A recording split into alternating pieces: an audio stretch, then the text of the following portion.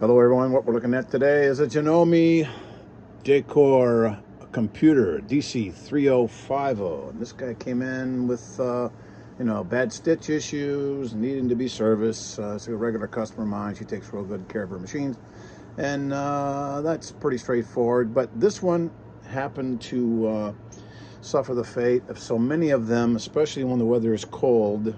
See how they've conveniently put the horizontal spool pen up here by the handle, so when you're gonna go grab it and put it in your car, you reach and this thing will snap right off. And that's what happened with this one.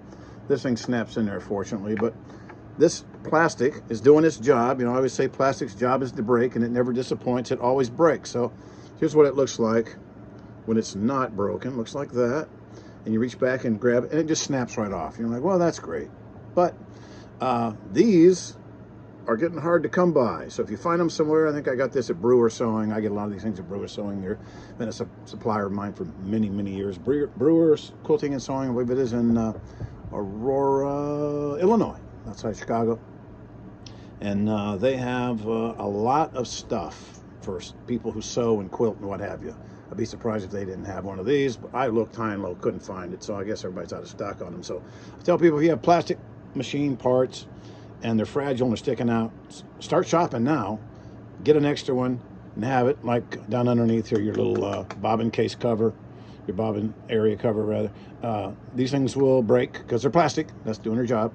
And when you go looking for one and it says no longer available or out of stock, it makes it real tough to sew with that missing. So get one of those, get one of those.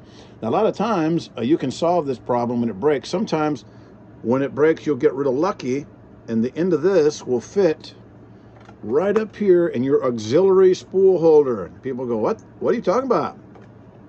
Yeah, see a little square hole right there? When you get this machine in here, along with your spool stops, you know, the round things, we have a video on the spool stops and different sizes and how you have to get them the right size for the machine and for the thread rather.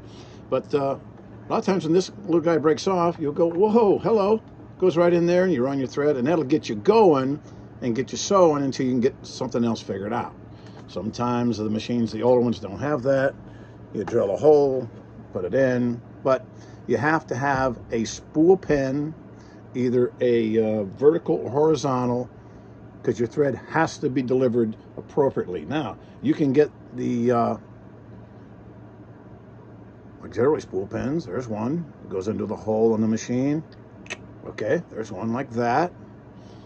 And there's one like this. Ooh, what the heck? Now we're getting somewhere. And there's one like this. And that goes in the hole of the machine it came with. And there's one like this. Tinier little hole. And there's one like this. And I got a bunch of them out to give you an idea. That's 1, 2, 3, 4, 5, 6. This makes 7. And there's probably 10 more that I have, different variations on this. This one's kind of cool. If you can get one of these, this one solves the problem right away, because see, it's got this hole here. It's just the size of there. Oh my goodness. You put your spool on there and away it goes. And you don't need a spool stop on top, and about any size spool other than a cone will work on there. And that solves the problem. Take it off, wind your bobbin, put it back on. I got that at Brewer Quilting and Sewing in Aurora, Illinois. Go to their website, buy one of those. I'd have one of those no matter what machine I had. If it had a bobbin winder on top, I would always have that and have it in escrow, ready to do the job. So that's pretty much what's going on with this little guy. It's unfortunate, just needed a routine service, but the daggone spool pen broke off because it's cold here in Texas today. It's not that cold. I'm from Ohio, so up there cold was 10 below.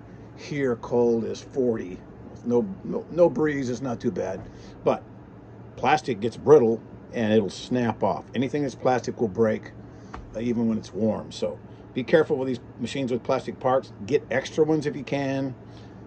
Invest in this right here. Put it on top up there so you have an extra spool. And this is a nice little Janome Decor. It's a nice little rotary movement, drop-in bobbin. It's got nylon parts and things like that, but it's a good versatile machine for doing probably 60 to 70% of your sewing. Not going to do a lot of heavy stuff, but it's got the handle. If you can grab it without breaking off your spool pin, take it to the quilt retreat, take it to your sewing lesson, whatever you want to do. It's a nice little machine. It's not a brand new one, but it's been a good one. I have a lot of customers that have these, and they like them a lot. So keep them serviced. They'll do you a good job. The Decor Computer DC3050 by Janome. Thanks.